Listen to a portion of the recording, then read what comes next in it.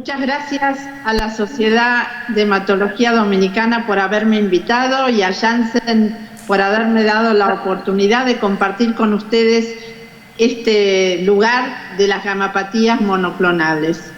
La primera conferencia que voy a dar es sobre MGUS y mieloma indolente. Lamentablemente esto lo hacemos vía.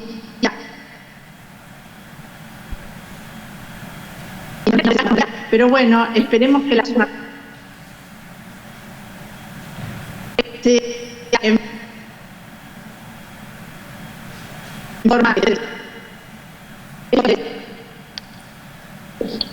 y para todos el contenido de esta presentación es responsabilidad del ponente, o sea mía, y fue elaborada en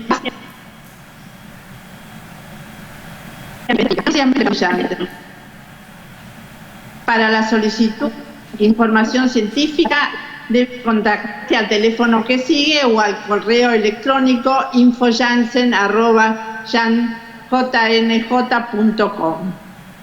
Y ahora sí, empezamos con nuestra conferencia, y esto, como todos conocemos, esta es la historia natural del mieloma múltiple. Ha pasado por una etapa de lo que nosotros llamamos banda monoclonal de significado indeterminado o mieloma múltiple asintomático. Esto en el 98% de los pacientes que hacemos diagnóstico de mieloma. El punto es saber, en este grupo de pacientes de banda monoclonal de significado indeterminado y de mieloma asintomático, ¿cuáles son los pacientes que van a progresar rápidamente a mieloma sintomático haciendo algún daño de órgano blanco para poder tratarlos y prevenir realmente este daño? Esto es como un nuevo enfoque que tenemos hoy desde hace unos años, tratando de realmente prevenir la progresión rápida y el daño de órgano. Tenemos dos grandes grupos de pacientes. Un grupo de pacientes que tiene una carga tumoral importante, que son aquellos pacientes que por algún evento la célula plasmática en el microambiente se transforma en una célula plasmática clonal, dando lugar a la banda monoclonal de significado indeterminado, que progresa hacia un mieloma indolente, mieloma sintomático, terminando con las plasmáticas o compromiso extramedular. Y por el otro lado tenemos clones pequeños, pero que son muy peligrosos, y el primero que enseñó esto fue el doctor Merlini, donde vio que estos clones muy pequeños, que son cadenas livianas, tanto lambda como kappa, pueden dar lugar a la amiloidosis, a la crioglobulinemia, a la enfermedad de cadenas livianas o a la banda monoclonal de significado clínico. Estos son clones muy pequeños pero muy peligrosos. Dos grandes grupos entonces de pacientes que tienen una carga tumoral pero muy peligrosos. Vamos a hablar ahora de la gamapatía monoclonal de significado incierto. ¿Cómo definimos esta población de pacientes? Son pacientes que tienen una infiltración de células plasmáticas clonales en la médula ósea que son menos del 10%. Una proteína clonal que es menos de 3 gramos por decilitro, no tienen compromiso de órgano blanco y su progresión es 1% por año, como vamos a ver. Realmente el diagnóstico en general es incidental y se da en la población mayor de 50 años en un 3%. Cuando estamos frente a un paciente que tiene una banda monoclonal de significado indeterminado, es muy importante descartar amiloidosis y otras enfermedades linfoproliferativas. Acá tenemos el riesgo de progresión de estos pacientes y, como se dan cuenta, es una progresión lineal, es 1% por año. Quiere decir que estos pacientes, una vez que nosotros los identificamos, debemos saber si son pacientes que tienen una rápida progresión, porque dentro de estos hay un grupo de pacientes que progresan rápidamente y otro grupo que progresan 1% por año.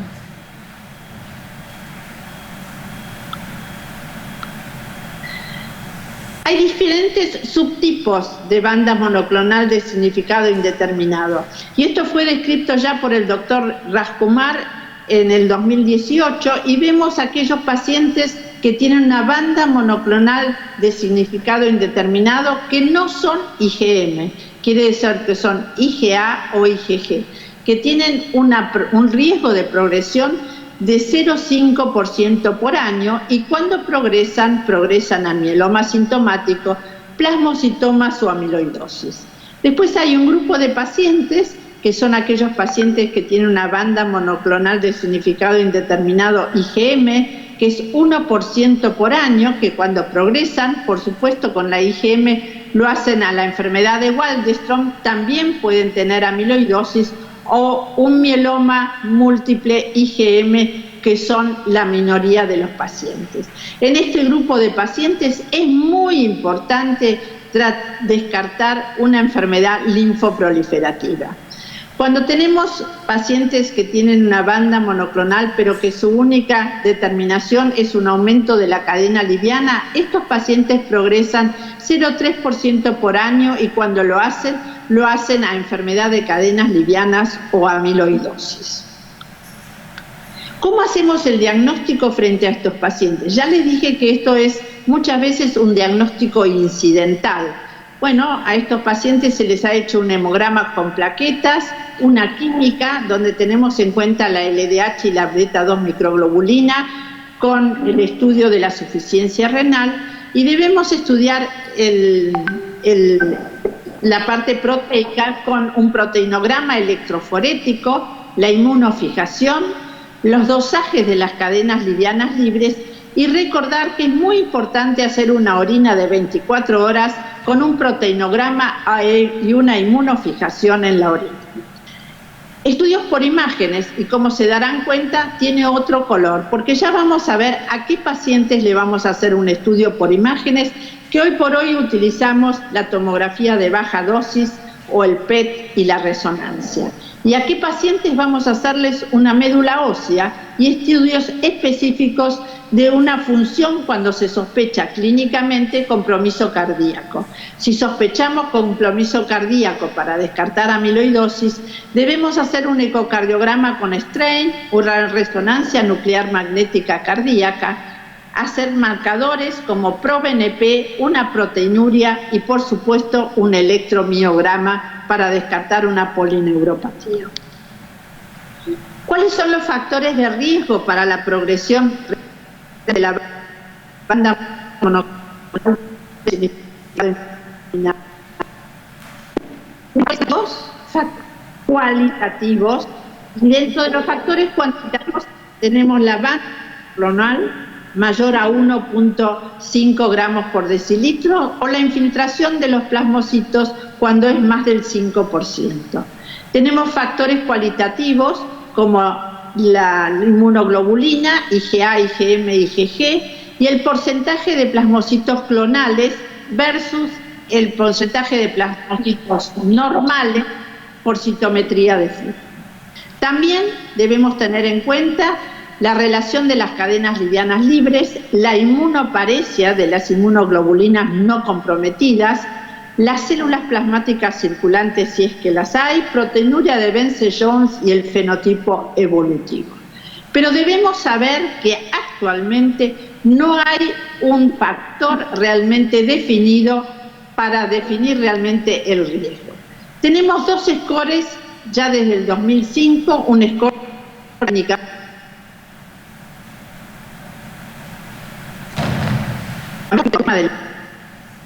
de la clínica Mayo tiene en cuenta los factores de riesgo como la proteína monoclonal, que es más de 1,5 gramos por decilitro, la banda monoclonal de significado indeterminado que no sea IgG, y luego se agregó que lo describió la doctora Dispensieri, el ratio de las cadenas livianas, que debe ser menos de 0.26 o más de 1.65.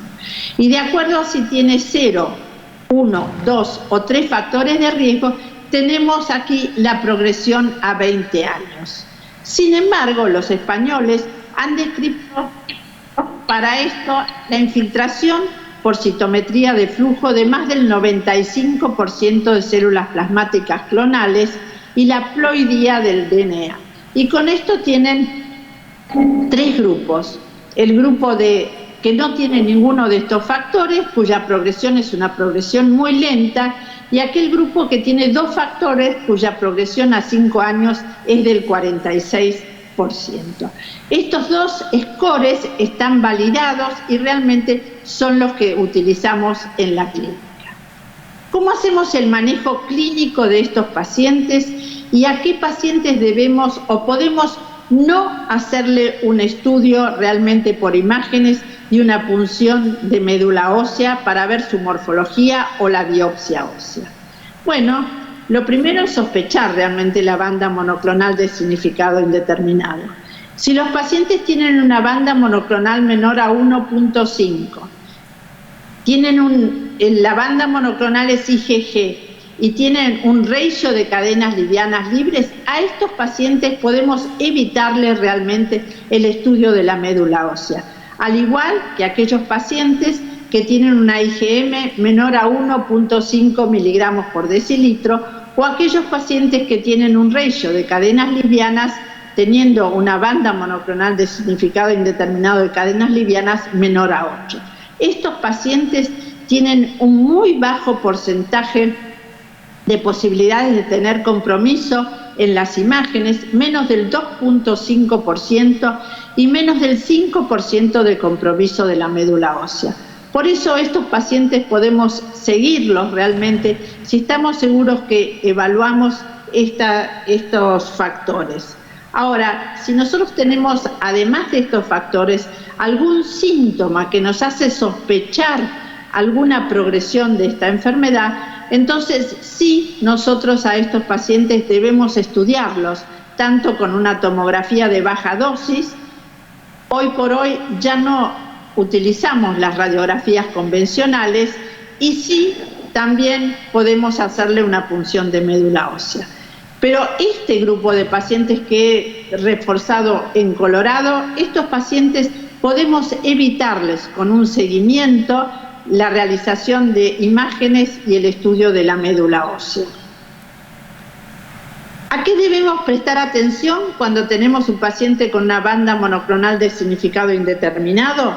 Bueno, a los signos y síntomas que sugieran enfermedad, por supuesto, que tenga mieloma, Waldenström, amiloidosis, que tenga una enfermedad linfoproliferativa o que tenga una gamapatía monoclonal de significado indeterminado. Recordar que para estos pacientes debemos mirar la concentración de la banda monoclonal, si los pacientes tienen anemia, si el isotipo comprometido de la inmunoglobulina es la IgA, si el paciente tiene inmunoparesia, si tiene proteinuria de Vence-Jones, cuál es la relación de las cadenas livianas libres, y recordar que a estos pacientes siempre, aunque sea una vez por año, debemos hacerle un ProBNP para descartar compromiso cardíaco de la amiloidosis. Estos son los puntos que debemos prestar atención cuando estamos frente a un paciente que tiene una banda monoclonal de significado indeterminado. Y acá tenemos el manejo clínico, que un poco nosotros ya lo hemos diseñado, pero bueno, cuando estamos frente a estos pacientes, el seguimiento debe ser cada 6 meses. Si el riesgo de estratificación nos dio un riesgo bajo, realmente estos pacientes pueden ser seguidos por un internista o un clínico. Y si este médico tiene alguna duda, puede realmente derivarlo a un hematólogo. En cambio, si estos pacientes de banda monoclonal de significado indeterminado son de riesgo intermedio o alto, realmente el seguimiento debe hacerse por un hematólogo y cada 6 meses. Por supuesto, siempre y cuando no tengamos ninguna sospecha, el seguimiento es un seguimiento clínico y de laboratorio. Si tenemos alguna sospecha, no dudamos en hacer imágenes y el estudio de la médula ósea. Creo que con esto realmente nosotros hemos repasado rápidamente qué pasa con esta población de los pacientes de banda monoclonal.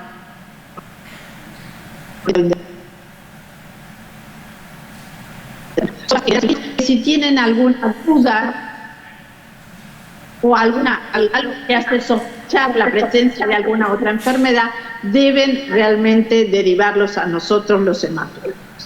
Y ahora vamos a hablar un poquito del mieloma indolente o el mieloma múltiple smoldering.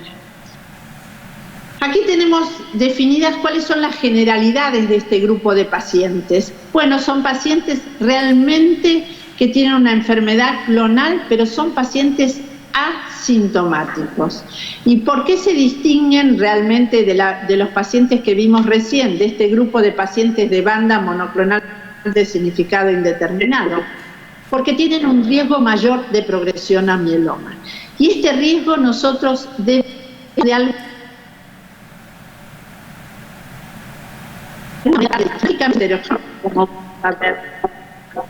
hay un grupo de pacientes que progresa 1% por año, como los pacientes con banda monoclonal de significado indeterminado, y hay otros pacientes que progresan más rápidamente hacia un mieloma.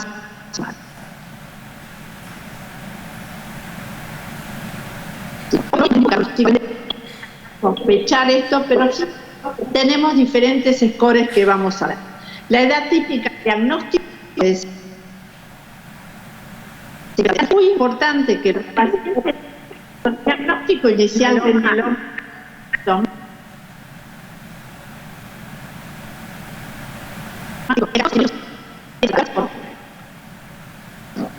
bueno, aquí tenemos el riesgo de progresión a plaqueta.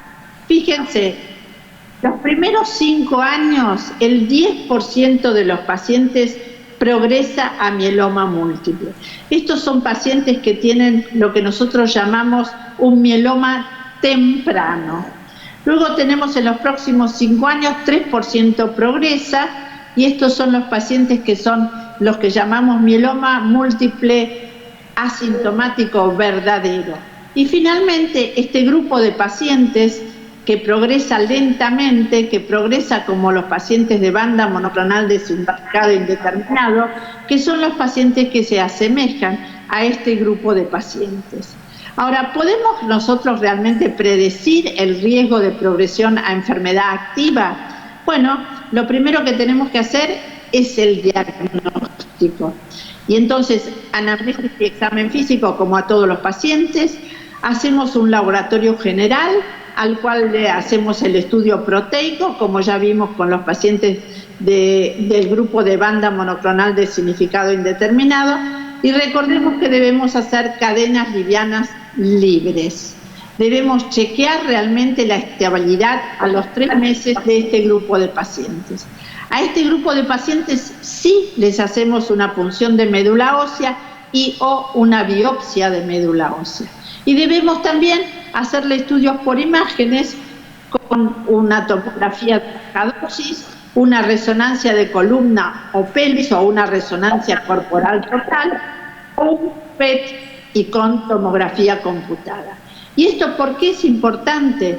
Porque sabemos hoy por hoy que el 60% de los pacientes que nosotros escreeneamos tienen un mieloma y deben ser tratados. ¿Y por qué es esto? Fíjense, desde el 2014 incorporamos a la definición del mieloma múltiple, que sabíamos que era la infiltración de más del 10% de los pacientes de las células plasmáticas en la médula ósea con CRAB, que es hipercalcemia, insuficiencia renal, anemia y lesiones óseas, se incorporó esto nuevo que nosotros llamamos realmente biomarcadores de malignidad, que son estos pacientes que deben ser tratados aunque sean pacientes que no tienen compromiso de CRAB. ¿Y cuáles son estos pacientes?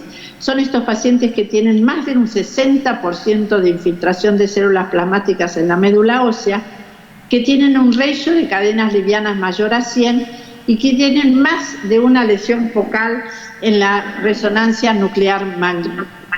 Estos pacientes, por más que sean asintomáticos, deben ser tratados como mielomas sintomáticos. ¿Cuáles son los riesgos que tenemos para la progresión de estos pacientes? Nuevamente tenemos riesgos cuantitativos, riesgos cualitativos y otros riesgos en general. Dentro de los riesgos cualitativos,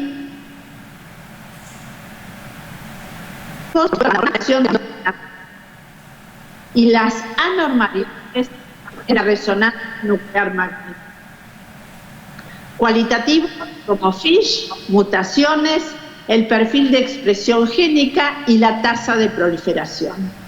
Debemos tener en cuenta el ratio de las cadenas livianas, como vimos la inmunoparesia, las células plasmáticas circulantes y el fenotipo evolutivo. Y entonces acá nuevamente tenemos los dos scores para estos mielomas asintomáticos que utilizábamos hasta hace unos años. Los dos scores están descritos y validados por la Clínica Mayo y el grupo español. La Clínica Mayo tiene en cuenta la proteína monoclonal, que debe ser más de 3 gramos por decilitro, una infiltración del 10% de más del 10% de las células clonales, y el ratio de cadenas livianas aquí debe ser menos de 0.1 o más de 8. Si estos pacientes tienen 1 o 2 o 3 factores de riesgo, fíjense la progresión a 5 años. Los pacientes que tienen 3 factores de riesgo, la progresión a 5 años a mieloma es de prácticamente el 80%. Para los españoles, nuevamente, la infiltración anormal de las células plasmáticas y la inmunoparesia. Y fíjense también, para este grupo de pacientes que tiene 2 factores de riesgo, tiene una progresión a 5 años del 70%. Pero en realidad esto era difícil hoy en día con todos los adelantos que tenemos para hacer diagnóstico, como para considerar qué pacientes debemos tratar precozmente. Y entonces, en el año 2014, aparecen los nuevos criterios de la Clínica Mayo, que son los criterios que incluyen la banda monoclonal, el ratio de cadenas livianas y la infiltración de las células plasmáticas en la médula ósea, dividiendo a los pacientes en 3 grandes grupos: un grupo de bajo riesgo, un grupo de riesgo intermedio y un grupo de alto riesgo. ¿Y cómo los dividimos estos pacientes? La banda monoclonal tiene que ser más de 2 gramos por decilitro, el ratio de cadenas livianas más de 20 y la infiltración de las células plasmáticas en la médula ósea más del 20%. Si estos pacientes tienen 0 factor o 2 o 3 factores, tenemos el grupo de bajo riesgo, intermedio o alto. Y fíjense lo importante de dividir estos pacientes en este score pronóstico que todos llamamos 20-2-20. Fíjense, los pacientes de alto riesgo tienen prácticamente un 50% de posibilidades de riesgo de progresión a mieloma sintomático en 2 años. Por supuesto que en este riesgo intermedio, que es un gran grupo de empezar a mieloma, si nosotros le agregamos el estudio citogenético, como pasó, teniendo en cuenta la presencia de translocación 414, 1417, la ganancia o las alteraciones del cromosoma 1 y la deleción del 13q, y si los agregamos realmente a los scores que vimos del 20-2-20, como vimos recientemente, o sea, este score más la presencia de alguno de este compromiso citogenético, podemos dividir al grupo intermedio en estos pacientes que se parecen un poquito más al grupo de bajo riesgo y que nos permite un seguimiento mejor, y después tenemos dentro de este grupo un que se parece al grupo y que tenemos que estar muy atentos porque su progresión es de prácticamente el 40% a 2 años. Entonces, es muy importante no solamente tener en cuenta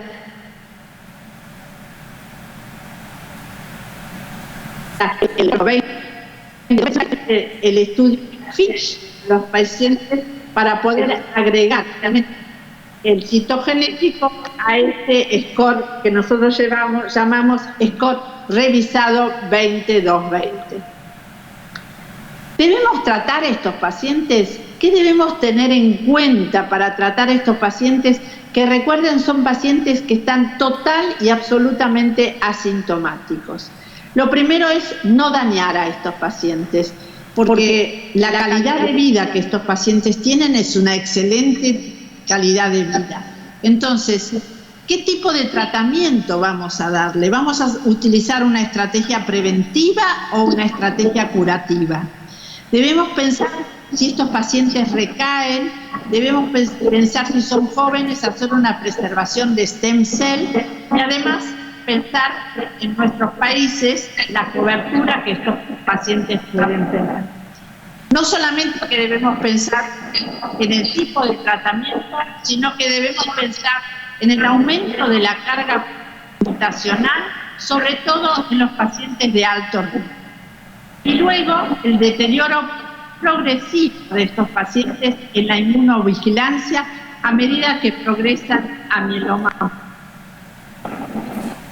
Tenemos intervenciones terapéuticas muy bien descritas y una líder en esto fue la doctora Mariví Mateo, que todos conocemos, y que nos ha enseñado realmente que en estos pacientes asintomáticos, el darles lenalidomida más dexametasona en aquellos pacientes de alto riesgo, fíjense la diferencia que hay en las curvas en los pacientes que han sido tratados versus aquellos pacientes que han sido observados. Y otro trabajo también del doctor Loña, que evaluó la presencia de tratamiento con lenalidomida versus observación, también se encontró realmente que los pacientes que han sido tratados con lenalidomida, su producción es una producción muchísimo más. Pero los españoles han pensado que pueden llegar a curar a estos pacientes antes de que los pacientes progresen a mieloma sintomático. Y entonces diseñaron este protocolo que se llama César, donde en la rama realmente de intervención es la asociación de carfilzomib, lenalidomida y dexametasona con trasplante, consolidación y mantenimiento. Y que han logrado una sobrevida libre de progresión del 94%, con una sobrevida global del 98% a 28 meses.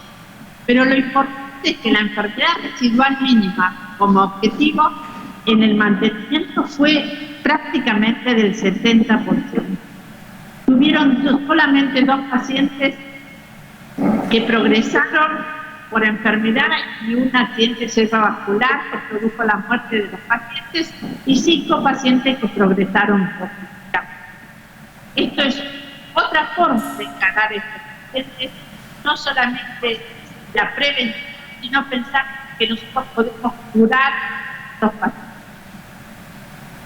En este momento hay una cantidad enorme de estudios de los pacientes con mieloma indolente de alto riesgo y nosotros vemos realmente 63, podemos ver 63 estudios en la página de Clinical Trials. Entonces, un poquito para resumir, ¿qué pasa con los pacientes asintomáticos?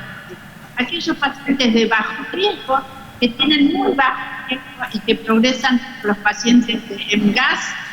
El tratamiento es un tratamiento de observación cada 3 a 6 meses y si el paciente se mantiene estable, lo evaluamos cada 6 a 12 meses. Los pacientes con riesgo intermedio, observación cada 3 meses para evaluar su progresión. En aquellos pacientes de alto riesgo, hoy por hoy en la clínica práctica, aunque uno quisiera tratar, la evidencia es que estos pacientes deben entrar en ensayos clínicos. Recuerden que el 50% de estos pacientes progresan a mieloma sintomático y pueden hacer daño de órganos. Entonces, ¿qué mensajes les doy para que se lleven a casa? Los pacientes con banda monoclonal deben estudiarse con célula ósea e imágenes, salvo que sean de bajo riesgo. Y bajo riesgo los definimos como una banda monoclonal menor a 1.5 gramos por decilitro y un ratio de cadenas livianas.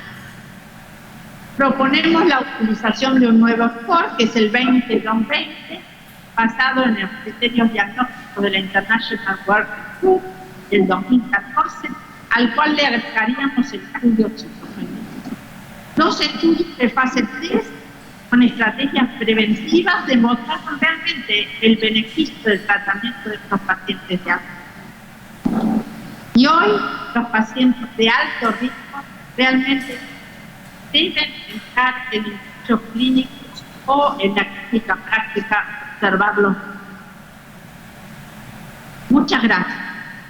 Y estoy para preguntas.